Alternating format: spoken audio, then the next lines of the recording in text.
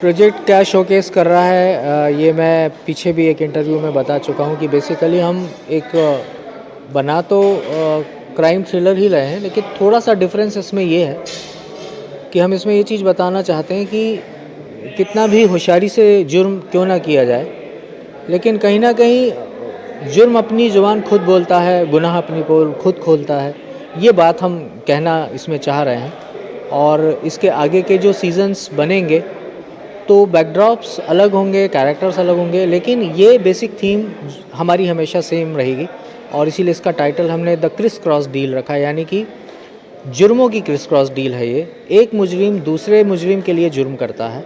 ये it is a very complicated story, और जब ऑडियंस इसको देखेंगे तो मुझे पूरा विश्वास है कि बहुत अलग और बहुत ज़्यादा एंटरटेनमेंट उनको मिलेगा। रही बात आज जो हम शूट कर रहे हैं, तो ये आज हम यहाँ पर जो शूट कर रहे हैं इसमें समीक्षा भटनागर हैं, अभिलाष चौधरी हैं, कोमल सोनी हैं, और सभी हमारे जो मेन कैरेक्टर्स हैं आज हम लोग शूट कर रहे हैं यहाँ पे। और बस मैं ये कहना चाहूँगा कि ये प्रोजेक्ट पब्लिश मीडिया इसे प्रोड्यूस कर रही है, नेक्स्ट सिनेमा इसे प्रेजेंट कर रही है। अभिषेक बर्मन जी नेक्स्ट सिनेमा के उनका काफ़ी कोऑपरेशन रहा। अब अखिलेश सिंह जो पब्लिश मीडिया से हैं वो प्रोड्यूसर हैं, और उन्होंने बहुत अच्छी तरह से हमें फ्री हैंड दिया है इस प्रोजेक्ट में काम करने के लिए। इसके लिए मैं अभिषेक बर्मन और अखिलेश दोनों को बहुत बहुत उनको अप्रिशिएट करना चाहूँगा। और इसके अलावा इसका म्यूज़िक जो हमने थीम सॉन्ग बनाया वो बहुत डिफरेंट और बहुत अलग किस्म का है, जो कपिल हरिशंकर जी ने बनाया है, कंपोज किया है। और आई थिंक ये जो सारा एफ़र्ट है, ये जो सारी मेहनत यहाँ पर हो रही है, ये सब कुछ हो पा रही है बिकॉज़ इसके पीछे विज़ OTT का हमें पूरा सपोर्ट है। सनोबर जी जो विज़ की CEO हैं, उन्होंने हमें बहुत अच्छी तरह से इस पूरे मैटर में सपोर्ट किया, तभी ये प्रोजेक्ट खड़ा हो पाया।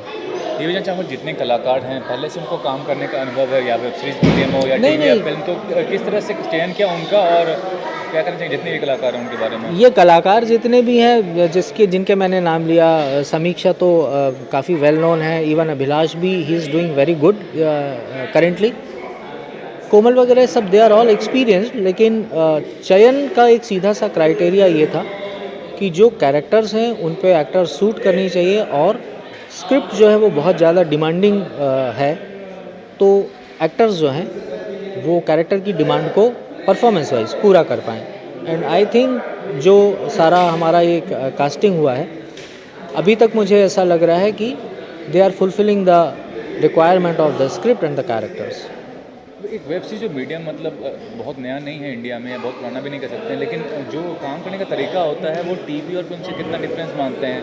जो प्रोडक्शन होता है, जो टाइम मैनेजमेंट का इशू होता है, क्योंकि आप डायरेक्टर हैं तो आपको और भी मीडियम का पूरा नॉलेज होगा, तो इस मीडियम को आपने कितना चैलेंजिंग पाया अभी तक? ये आपने इतना बढ़िया सवाल किया है, जो सवाल बहुत कम लोगों को, मतलब इससे मैं आपका भी नॉलेज अप्रिशिएट करूँगा कि आपने ये सवाल खड़ा किया।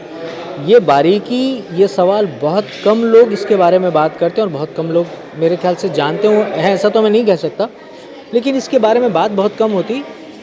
बहुत ज़्यादा डिफरेंस है। Film is a different discipline and different medium. बात कहने का ढंग अलग है।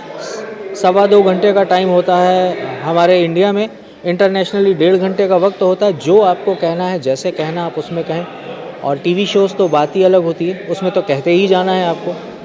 अब रही बात वेब सीरीज़ की, वो अगर इसको देखा जाए एक पैटर्न के तौर पे, तो ये एक ऐसी चीज़ होती है जिसमें ऑडियंस के हाथ में पूरा कंट्रोल है। एक बार वो फिंगर की टैपिंग से आपकी चीज़ को ख़त्म कर सकता है, दूसरी जगह स्विच कर सकता है।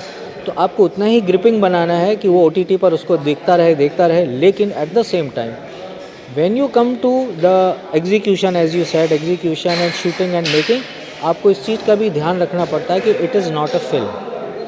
तो बजटरी टाइम वाइज आपको सैटेलाइट शो और फिल्म के बीच में होना पड़ता है। मतलब मैं बहुत बड़ी वेब सीरीज़ की बात नहीं कर रहा हूँ, like game of thrones and that, वो they are bigger than movies, लेकिन हम जो इस तरह की बना रहे हैं, आपको बीच में रहना पड़ता है एग्जीक्यूशन वाइज, लेकिन at the same time content का कंपटीशन मूवी से ज़्यादा प्रेसिंग है, क्योंकि ऑडियंस OTT पे देख रही है, वो एक बार फिंगर टैप करेगी और आप बाहर हो जाएंगे।